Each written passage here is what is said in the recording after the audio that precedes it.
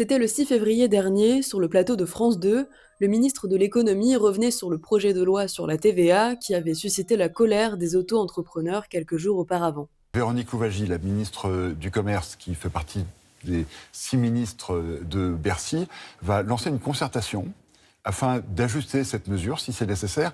Et pendant le temps de cette concertation, cette mesure sera suspendue. Pour bien comprendre de quoi il est question, la TVA, c'est la taxe sur la valeur ajoutée, un impôt sur la consommation que les vendeurs facturent à leurs clients pour ensuite la reverser à l'État. Jusqu'à présent, seules les entreprises glanant plus de 85 000 euros par an étaient concernées par cette taxe et devaient donc la facturer à leurs clients pour ensuite pouvoir la régler. Ce qui veut dire que dans le prix d'un produit ou d'un service, 20% de ce prix est alloué à la TVA. Sauf qu'avec cet amendement controversé, ce sont désormais tous les auto-entrepreneurs réalisant un chiffre d'affaires supérieur à 25 000 euros qui seraient à leur tour concernés, soit 250 000 auto-entrepreneurs et 100 000 travailleurs indépendants, selon la Fédération nationale des auto-entrepreneurs et micro-entrepreneurs. Qu'est-ce que cela va impliquer concrètement pour eux? Y aura-t-il des répercussions sur la clientèle? On décortique le sujet avec Juliette Lancelot, fondatrice de la friperie Chez Frédéric, que j'ai suivie sur une journée. Chez Frédéric, c'est une marque que j'ai créée il y a 4 ans, qui vient de Normandie, puisque avec ma maman, du coup, on chine tout pièce par pièce. C'est une marque, du coup, qui a commencé toute petite, puisque à la base, je vendais juste sur Vinted. J'ai réussi à mettre de côté et je suis arrivée sur Paris. Et du coup, le but, c'était de pouvoir faire mes études et en même temps développer la marque. On a fait les premiers événements avec des pop-up stores, des brocantes, des ventes, des vide dressing. On fait aussi de l'accessoire, des fleurs séchées qui viennent aussi de Normandie, des meubles retapés et des objets.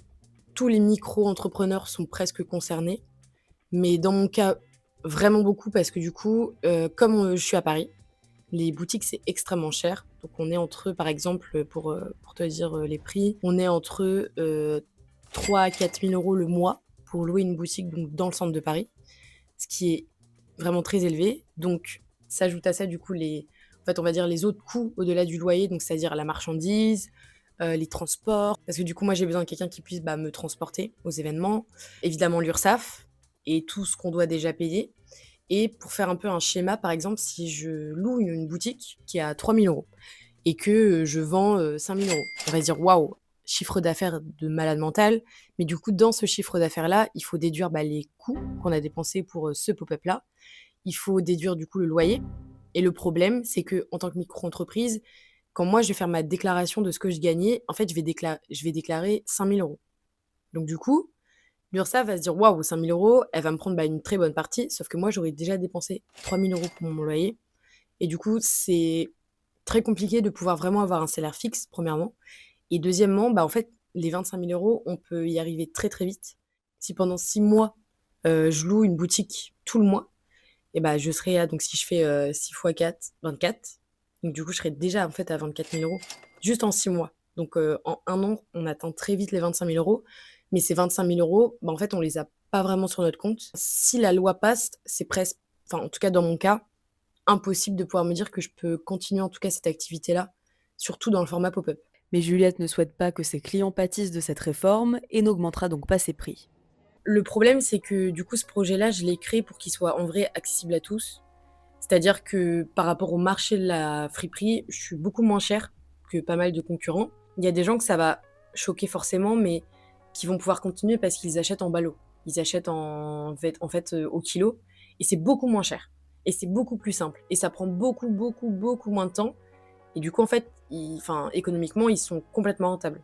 Mais moi, avec mon mode de fonctionnement là, où je chine à la pièce, parce que pour moi, c'est beaucoup plus écologique et je préfère aussi choisir pièce par pièce pour être sûr qu'on soit tout mon stock et je connais tout mon stock par cœur, ça me paraît un peu impossible. En fait, c'est pas quelque chose que je veux faire augmenter mes prix, parce que du coup, je trouve que ça va changer mon projet. Et je le vois, franchement, il y a plein de friperies qui vendent à un certain prix, je le dénigre pas du tout, parce que je pense que justement, leur business marche sans doute beaucoup mieux que le mien, honnêtement, parce que quand je vois les heures de travail que j'ai par semaine, et surtout l'année dernière, je me dis que au final, je gagne peut-être pas assez bien ma vie, mais je trouve que ça serait pas, c'est pas de ce que j'ai envie que la marque advienne, quoi. De me dire que certaines personnes qui n'ont pas forcément les moyens, entre guillemets, qui n'ont pas un énorme budget shopping, bah, elles vont plus pouvoir, continuer à s'habiller dans des friperies, indépendantes en plus. Ça veut dire que le marché de la seconde main pourrait être plus cher que le marché du neuf et moi ça me dérange parce que du coup, c'est encore plus une catastrophe écologique. Parce que les gens, ils vont plus pouvoir consommer dans des petites boutiques indépendantes qui chinent à la pièce et cetera, qui ont vraiment une sélection, bah, vintage, ancienne ou alors plus récente avec du luxe. Ils vont se retourner vers la fast fashion. Bon, en attendant, le gouvernement réfléchit à comment faire évoluer cette loi. Elle entrera en vigueur le 1er juin 2025, une fois les concertations terminées.